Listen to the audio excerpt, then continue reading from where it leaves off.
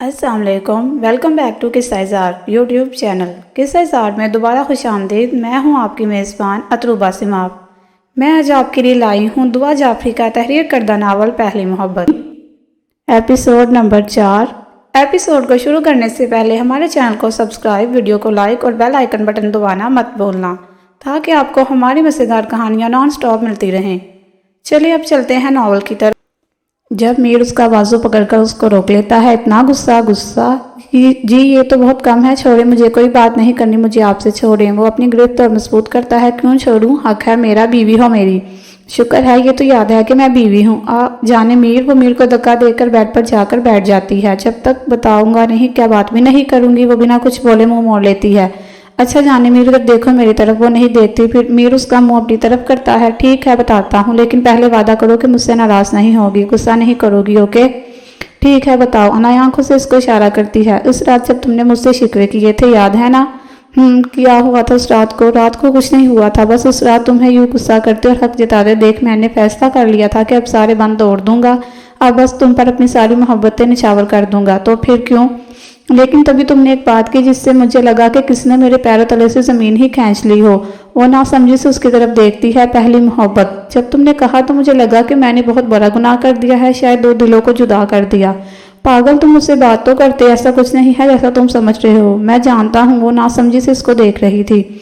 जब तुम बेबी से बात कर रही थी तो मैंने सब सुन लिया था। अपनी बेवकूफ़ी पर बहुत हंसी भी आई कि मैं क्या सोच रहा था, लेकिन इससे कहीं ज्यादा सुकून इस दिल को मिला कि तुम मेरी हो, बस मेरी। मीर ये कहकर उसको गले से लगा लेता है। वो खुद को छुड़ाने की कोशिश करती है, लेकिन मीर बाजू का सर मजबूत कर लेता है। नहीं जाने मीर, आज नहीं, आज मुझे तुम्हें महसूस करने दो। बहुत तड़पा है ये दिल इस लम्हे के लिए। इतनी जल्दी इस लम्हे को खत्म नहीं होने दूंगा। वो दोनों खामोशी से एक दूसरे के लम्स को महसूस करते रहते हैं और फिर जल्द ही नींद की देवी दोनों पर ताड़ी हो जाती है। उनको तो ये था कि अब सब सही हो गया है, लेकिन कुदरत को तो शायद कुछ और ही मंजूर था।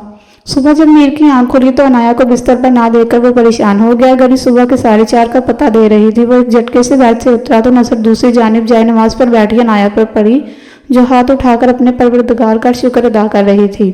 वो वही बेड पर बैठकर उसको देखने लग गया, जिसका चेहरा पुरसुकून था। वो बेसाख्ता उसको मुखातिब करता है, जाने मीर एक बात पूछूं?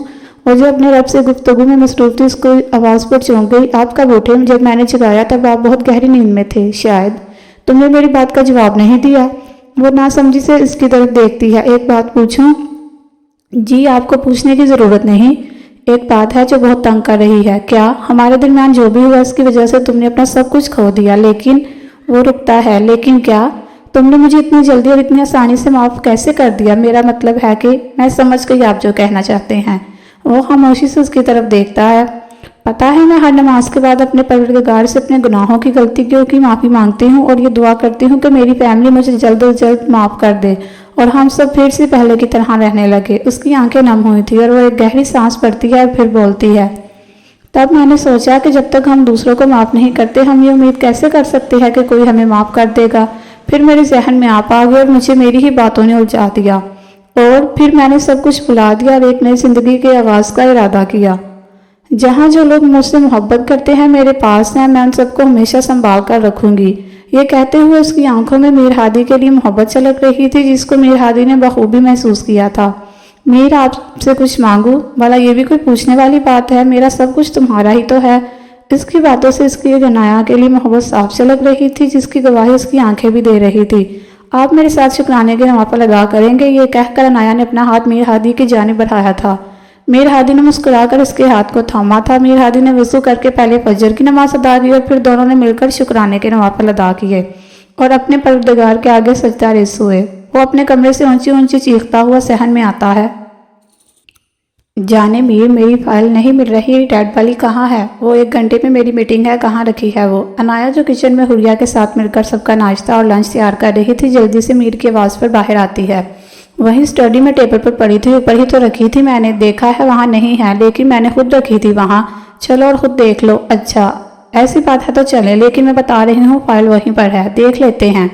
वो दोनों कमरे की जानिब बढ़ जाते हैं। बाकी घर के सब अफराद उनको ऐसे देखकर बहुत खुश थे। भाई फिर से पहले जैसे बनते जा रहे हैं, है ना?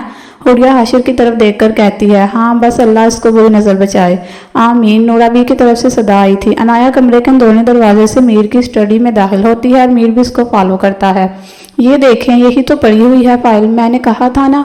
तो लेकिन मैंने तो खुद देखा था यहाँ नहीं थी, तो अब कहाँ से आई? मीर अनाया को पीछे से अपने बाजुओं के इशारे में पड़ता है, जिस पर अनाया की धड़कन बरहम होने लगती है। जी जाने मीर, ये क्या कर रहे हैं आप? क्यों नहीं कर सकता क्या? जी नहीं कर सकते। क्यों? मीर आंखें बड़ी करके देखता है।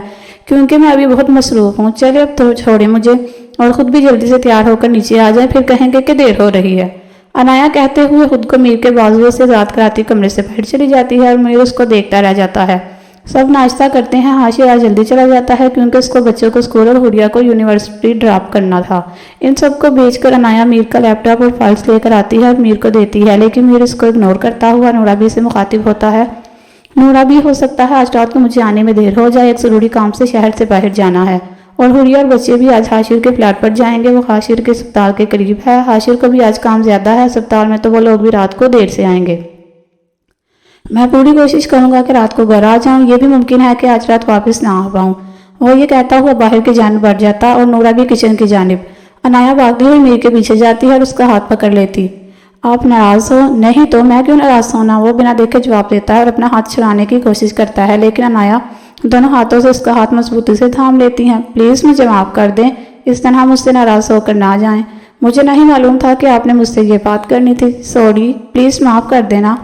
मीर अपना हाथ छुड़ाकर आगे बढ़ जाता है। जब अनाया की आवाज़ पर मुड़कर इसको हैरानी से देखता है। अपनी जान से यूं खफा होकर जा रहे हैं आप? सोच लें, अपनी जान को माफ़ नहीं करेंगे। सोचूंगा, फिलहाल देर हो रही है। वो खफकी से इसको देखती है।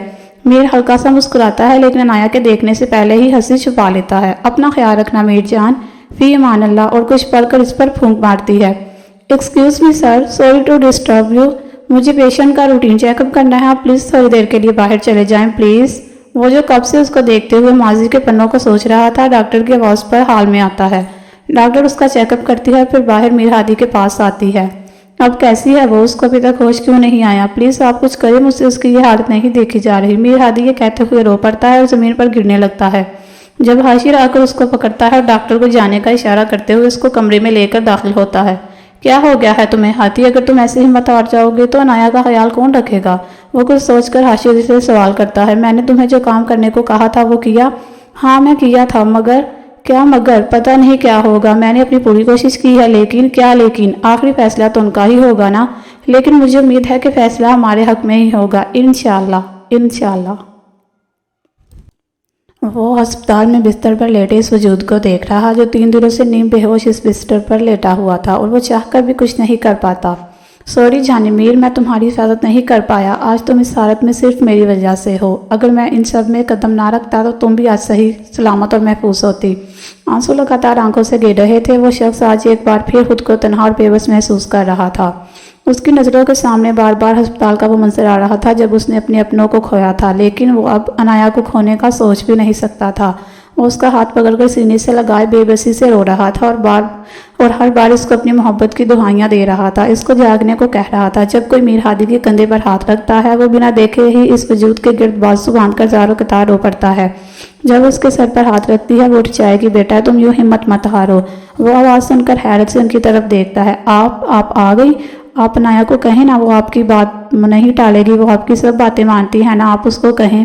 जानेवीर देखो, यानेवीर तुम्हारी मामा और बाबा आए हैं। देखो बाकी सब भी यहीं मौजूद है। तुम्हारी पूरी फैमिली तुमसे मिलने आई है। सब ने तुम्हें माफ़ कर दिया है। जानेवीर देखो, तुम्हारी दुआएं पूरी हो गई। ये उठ क्यों नहीं रही? आप लोग उसको कुछ कहते क्यों नहीं? प्लीज़ आप उसको उठने को कहें ना। सब मीर और अनाया को देखकर रो रहे थे, लेकिन सब बेबस थे। ये सब मेरी वजह से हुआ है, अब मेरा कसूर है। मुझे नहीं जाना चाहिए था। माजी मीर के जाने के बाद अनाया नूराबी के साथ मिलकर घर के कामों में मसरूफ हो गई, और बातों और कामों में मसरूफ कब शाम हुई दोनों को अंदाजा ही ना हुआ। दोनों बाहर लान में बैठे चाय पी रही थी जब नूराबी को एक अननोन नंबर से कॉल आई थी, जिनको सुनते ही नूराबी परेशान होकर रोने लगी। नूराबी क्या हुआ? आप रोए नहीं? आप बताएं मुझे क्या हुआ है। वो पता नहीं कौन था फ़ोन पर, मेरा बेटा एक्सीडेंट हो गया। नूराबी ने रोते हुए टूटे फूटे अल्फाज में कहा। नूराबी आप परेशान ना हो, चलिए अस्पताल चलते हैं। आपने उनसे अस्पताल का पूछा?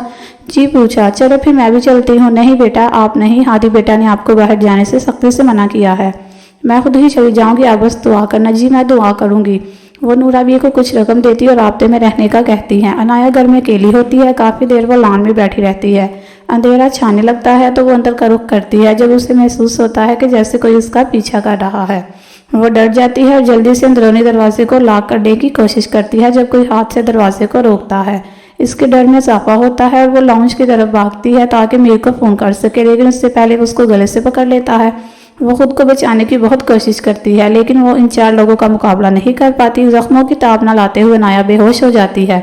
عنایہ کو گرتا دیکھ وہ ڈر کر وہاں سے بھاگ جاتے ہیں۔ میر میٹنگ روم سے نکلتا ہے تو اچانک سے اس کا دل بہت زیادہ گھبراہٹ کا شکار ہوتا ہے۔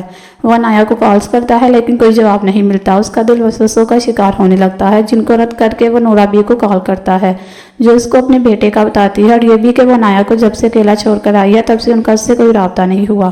میر ان کو تسلی دیتا ہے اور کال منقطع کر دیتا ہے۔ اب وہ حاشر کو کالز کرتا ہے اور آخرکار 5ویں کال پر فون اٹھایا گیا ہے۔ کہاں تھے تم؟ کب سے فون کر رہا ہوں میں۔ سوری یار، ایمرجنسی میں بزی تھا۔ تم بتاؤ خیریت ہے نا؟ سب پریشان لگ رہے ہو۔ سب کام چھوڑ کر سب سے پہلے گھر جاؤ اور میری عنایہ سے بات کرواؤ۔ کیوں، کیا ہوا؟ تم خود کال کر لو۔ کر رہا ہوں لیکن وہ اٹھا نہیں رہی۔ جلدی جاؤ فوراً۔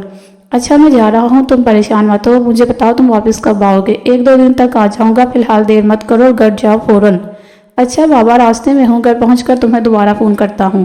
حاشر جب گھر پہنچتا ہے تو عنایہ کو اس حالت میں دیکھ کر اس کے پیروں سے جان ہی نکل جاتی ہے۔ چھپکلی اٹھو یار، آنکھیں کھولو۔ اس کو اپنا وجود بے جان محسوس ہوتا ہے۔ بمشکل ہمت کر کے وہ عنایہ کو ہسپتال لے کر جاتا ہے۔ وہ باہر کھڑا حواس باختہ کوریڈور میں چکر لگا رہا تھا جب اس کو میر اور حریہ کا خیال آتا ہے۔ وہ بار بار میر کو کالز کرتا ہے لیکن اس کا فون بند ملتا ہے۔ رات بہت ہو چکی تھی اس لیے وہ اس وقت حریہ کو نہ بتانے کا فیصلہ کرتا ہے تاکہ وہ پریشان نہ ہو۔ میر جیسے ہی ہوٹل کے کمرے میں پہنچتا ہے تو اپنا فون چارجنگ پر لگاتے ہی حاشر کو کال کرتا ہے۔ عنایہ کی خبر ملتے ہی وہ واپسی کی راہ پر گامزن ہو جاتا ہے جب اسے ایک ان نون نمبر سے کال آتی ہے۔ کون؟ حال۔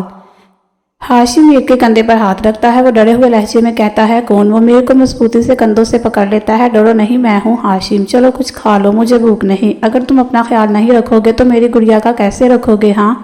میر روتے ہوئے ہاشم کا ہاتھ پکڑ لیتا ہے۔ سوری ہاشم، سوری، میں آپ سب سے معافی مانگتا ہوں، میں اپنے کیے پر بہت شرمندہ ہوں۔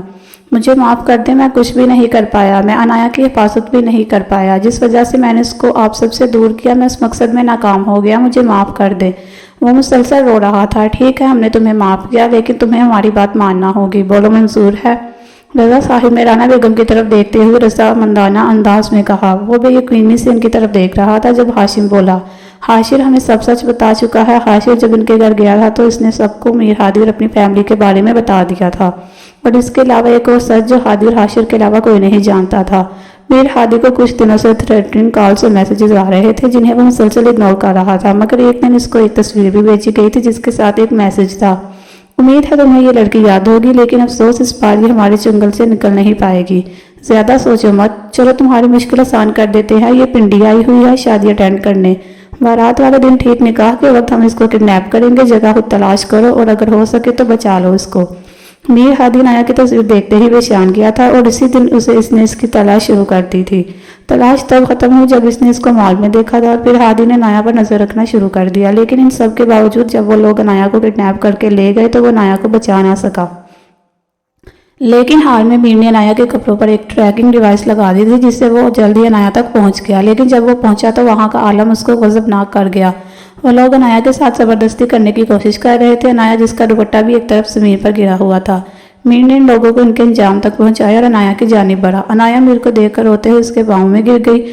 میں کسی کو منہ دکھانے کے قابل نہیں رہی، میں نے اپنا سب سے قیمتی سرمایہ، اپنی عزت کھو دی، کوئی میرا یقین نہیں کرے گا۔ میر نے عنایہ کو بازوؤں سے پکڑ کر کھڑا کیا اور اس کو دوپٹہ اڑا دیا۔ کچھ نہیں ہوا آپ کی عزت کو، میں صحیح وقت پر آ گیا تھا، آپ ڈرو نہیں۔ عنایہ اس کے سینے پر مکے برسانا شروع کر دیتی ہے۔ کیوں بچایا مجھے مر جانا چاہیے۔ کیوں بچایا مجھے مر جانے کیوں نہیں دیا؟ مرنا اس ذلت کی زندگی سے بہت آسان ہے۔ میرا عنایہ کو وہاں سے مسجد میں لے جاتا ہے اور اسے نکاح کر لیتا ہے اور اس کو پکا کرتا ہے کہ کوئی بھی کچھ بھی کہے تو وہ سب کو یہی کہے کہ میر نے زبردستی اس کے ساتھ نکاح کیا۔ عنایہ اس کی بات مان لیتی ہے۔ ویسے بھی یہ سب آپ کی وجہ سے ہوا ہے، یہ لوگ وہی ہیں جنہوں نے پچھلی بار آپ کے بچوں کے ساتھ مجھے بھی کڈنیپ کیا تھا۔ میں جانتی ہوں سب، آج بھی آپ کی دشمنی کی نظر ہوئی ہوں میں بھی، اور میری عزت بھی، میں جانتی ہوں میرا کوئی یقین نہیں کرے گا۔ کہاں کھو گئے ہو ہادی؟ ہاشم نے میر کا کندھا ہلا کر اس کو معزے سے باہر نکالا۔ بیٹا آپ نے بتایا نہیں، آپ کو میری بات منظور ہے یا نہیں؟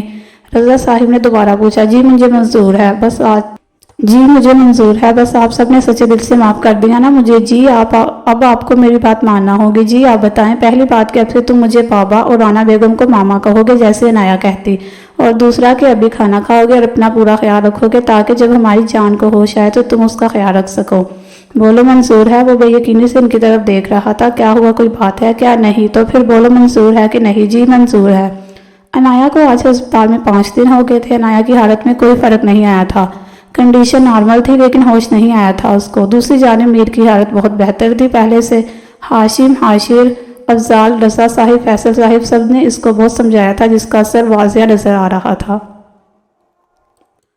بشرا بیگم، رانا بیگم اور سدرا بیگم کی صورت میں مائیں اور ابرش، تانیہ اور ہانیہ کی صورت میں بہنیں مل گئی تھی۔ یوں لگتا تھا جیسے ان کی فیملی مکمل ہو گئی ہو۔ عنایا کی پوری فیملی نے میر، حاشر، حریہ، ازلان اور سمل کو بالکل ایسے ہی اپنا حصہ بنا لیا تھا جیسے وہ پہلے سے ہی ایک ہوں۔ کمی تھی تو بس عنایا کی۔ میر آج پہلے سے بہت بہتر محسوس کر رہا تھا۔ وہ بات بھی کرتا تھا سب سے، اور سب سے بڑھ کر سب کے سمجھانے کے بعد اس نے اب خود کو قصوروار ٹھہرانا بھی بند کر دیا تھا۔ دیر رات بس عنایا کا خیال رکھنے میں مصروف رہتا، سارا دن بھی اور رات بھی ہسپتال میں ہی گزرتی۔ ویسے تو سب کی باتیں مانتا مگر عنایا کے بغیر گھر جانے سے صاف انکار کر دیتا۔ اس وقت عنایا کے کمرے میں اس کا ہاتھ تھامے بیڈ کے پاس بیٹھا تھا جب حاشر کمرے میں داخل ہوا۔ کیسے ہو؟ زندہ؟ مجھے تم سے کچھ سوالات پوچھنے ہیں۔ انکار یا جھوٹ سننے کا میں کوئی ارادہ نہیں رکھتا۔ پوچھو۔ تم اس دن بزنس میٹنگ میں نہیں گئے تھے؟ یہ میں جانتا ہوں، تو تم گئے کہاں تھے؟ جس نے باقی سب بتایا اس نے یہ نہیں بتایا کیا؟ ماموں، بابا اور باقی کی ڈیتھ کے بعد میر کو لگا تھا کہ اب کچھ ٹھیک ہو گیا ہے، اب وہ لوگ دوبارہ ہمارے گھر کو رجوع نہیں کریں گے، اس لیے میر نے نارمل لائف گزارنی شروع کر دی۔ لیکن پھر ایک دن میر کی ملاقات مسٹر خالد سے ہوئی۔ مسٹر خالد اسپیشل آفیسرز کی ٹیم کے ہیڈ تھے۔ انہوں نے میر کو بتایا کہ معاملہ ابھی تک ختم نہیں ہوا۔ انہوں نے ایک اور اسمگلر کو گرفتار کیا تھا جس کے پاس سے انہیں انفارمیشن ملی تھی کہ وہ لوگ ابھی بھی میر اور اس کی فیملی پر نظر رکھے ہوئے ہیں۔ میر کہاں جاتا ہے، کس سے ملتا ہے، سب کچھ۔ ان دنوں اتفاق سے میر کی 2-3 بار عنایا سے ملاقات ہوئی تھی جس کی وجہ سے انہوں نے اپنا اگلا ٹارگٹ عنایا کو بنایا تھا۔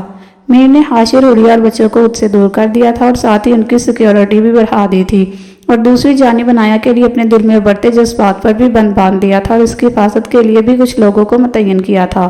مسٹر خالد کے بار بار فورس کرنے پر میر نے سیکرٹ ایجنٹ کے طور پر کام کرنا شروع کر دیا تھا، لیکن یہ بات بھی اس نے واضح کر دی تھی کہ یہ آپریشن ختم ہوتے ہی وہ بھی اپنی یہ جاب چھوڑ دے گا، کیونکہ وہ اپنی فیملی کی لائف کے ساتھ رسک نہیں لے سکتا۔ جب بھی میر بزنس میٹنگ کا کہہ کر شہر سے بیٹھ جاتا تو زیادہ تر وہ اسی کام کے لیے جاتا تھا اور ہر بار نئی انفارمیشن کے ساتھ کامیاب ہو کر لوٹتا تھا۔ اس کو نہیں معلوم تھا کہ وہ ان کے اس قدر قریب پہنچ جائے گا۔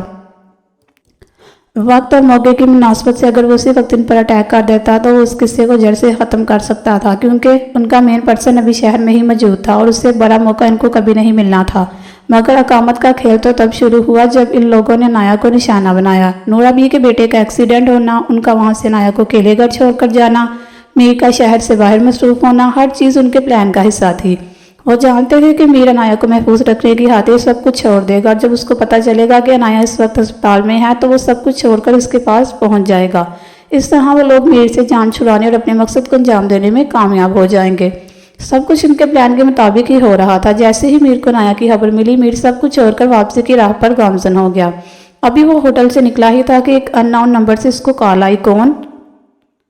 یہی ڈر تو میں سننا چاہتا تھا تمہاری آواز میں۔ اگر مجھے پتا ہوتا کہ یہ سب اتنا آسان ہوگا تو میں اتنے سال انتظار نہ کرتا، مگر افسوس تم چاہ کر بھی میرا کچھ نہیں کر سکتے، اور فون کاٹ دیا گیا۔ اور تبھی اسی نمبر سے ایک ویڈیو اس کو سینڈ کی گئی جو عنایا پر ہونے والے اٹیک کا منظر بیان کر رہی تھی۔ میر کے لیے خود پر قابو پانا مشکل تھا، لیکن وہ عنایا کو کھونا نہیں چاہتا تھا، اس لیے وہ واپسی کی راستے پر اٹل رہا۔ جب بھی اس کی نظر ایک میسج پر پڑی جس نے اس کو اپنا فیصلہ بدلنے پر مجبور کر دیا، اور میر نے حاشر کو عنایا کا خیال رکھنے کو کہا اور خود ان لوگوں کو ان کے انجام تک پہنچانے چلا گیا جس میں کامیاب ہو کر لوٹا تھا۔ مگر اپنے اتنے بڑے مقصد میں کامیاب ہونے کے باوجود بھی وہ خود کو خالی ہاتھ محسوس کر رہا تھا۔ تم دوبارہ تو کبھی بھی ایسے کسی بھی آپریشن کا حصہ نہیں بنو گے نا؟ وعدہ کرو مجھ سے، اب تم یہ سب چھوڑ دو گے؟ تم نے یہ سب کرنے سے پہلے ایک بار بھی ہمارے بارے میں نہیں سوچا کہ خدا نہ خواستہ تمہیں کچھ ہو جاتا تو؟ حاشر جو کب سے خود پر بند باندھے بیٹھا خاموشی سے اس کی بات سن رہا تھا اب پھٹ پڑا تھا۔ اس سے پہلے کہ میر کچھ کہتا دروازے سے آواز آئی۔ رہنے دے حاشر، آپ کچھ مت سمجھائیں ان کو، کیونکہ کرنا تو انہوں نے وہی ہے جو ان کا دل کرے گا۔ نہیں بیبی، ایسی کوئی بات نہیں۔ میر دونوں کو گلے لگاتا ہے اور ان سے وعدہ کرتا ہے کہ دوبارہ کبھی بھی وہ ایسا کوئی کام نہیں کرے گا۔ لیکن ایک بات میری سمجھ میں نہیں آئی، اس میسج میں ایسا کیا تھا جس نے تمہیں اپنا ارادہ بدلنے پر مجبور کر دیا؟ اور وہ میسج تھا جس کا؟ ہاشم نے رجتے ہوئے پوچھا۔ کیا اس کو اس سب کے بارے میں پتا تھا؟ کیا اس کو پتا تھا کہ تم کس کام کے لیے گئے ہو اور یہ کہ تم ایک سیکرٹ ایجنٹ ہو؟ ہاشم کے ان سوالوں نے میر کو بھی الجھا دیا تھا، مگر وہ خود بھی ابھی ان تمام سوالوں کے جواب ڈھونڈنے سے قاصر تھا۔ اور وہ میسج کس کا تھا، اس میں کیا تھا، یہ سب ابھی وہ کسی کو بھی بتانا نہیں چاہتا تھا، اس لیے بات کو ٹال گیا۔ افضال اور ہاشم سب کو لے کر گھر واپس آ چکے تھے۔ سب آرام کی گھر سے اپنے اپنے کمرے میں جا چکے تھے۔ افضال اور ہاشم جب اپنے اپنے کمرے میں داخل ہوئے تو کمروں کو خالی دیکھ کر پریشانی سے ابریش اور ہانیہ کو تلاش کرتے لان میں داخل ہوئے، جہاں دونوں بیٹھی رونے میں مصروف تھی۔ کچھ پل کے لیے تو دونوں اپنی بیگمال کو یوں دیکھ کر پریشانی میں مبتلا ہو گئے تھے، لیکن پھر خود کو کمپوز کرتے ہوئے ان کی جانب بڑھے۔ ارے تم دونوں یہاں ہو؟ ہم نے تم دونوں کو پورے گھر میں تلاش کیا، چلو روم میں چل کے تھوڑی دیر آرام کر لو۔ افضال نے ابریش کو اور ہاشم نے ہانیہ کو بازوؤں سے پکڑ کر اپنے ساتھ لگاتے ہوئے کھڑا کیا اور اپنے اپنے کمرے کا رخ کر گئے۔ دونوں کافی دیر تک روتی رہی اور پھر روتے روتے کب نیند کی دیوی ان پر مہربان ہو گئی کسی کو محسوس نہیں ہوا۔ ماضی: اس دن جب میر میرج ہال سے نایا کو لے کر چلا گیا تو رانا بیگم کی طبیعت بہت زیادہ بگڑ گئی تھی۔ حالات کے پیش نظر ہاشم نے ہانیہ کی رخصتی کی پیشکش کی تاکہ ہانیہ کی موجودگی میں رانا بیگم عنایہ کی کمی کو زیادہ محسوس نہ کرے۔ کہیں نہ کہیں سب کو ہی عنایہ کی بے گناہی پر یقین تھا۔ وہ سب جانتے تھے کہ عنایہ کبھی بھی ایسا کوئی کام نہیں کر سکتی جس سے کسی کا سر جھکے، لیکن حالات کے پیش نظر سبھی مجبور تھے۔ دوسری جانب رانیہ کے ساتھ ہی ہانیہ کی رخصتی نے گھر کو خالی کر دیا تھا۔ ہر وقت گھر میں اداسی کا بسیرا رہتا تھا۔ ان حالات کے پیش نظر بشریٰ بیگم نے رانا بیگم سے ابریش کی رخصتی کا مطالبہ کیا، جسے سب نے بخوشی قبول کر لی۔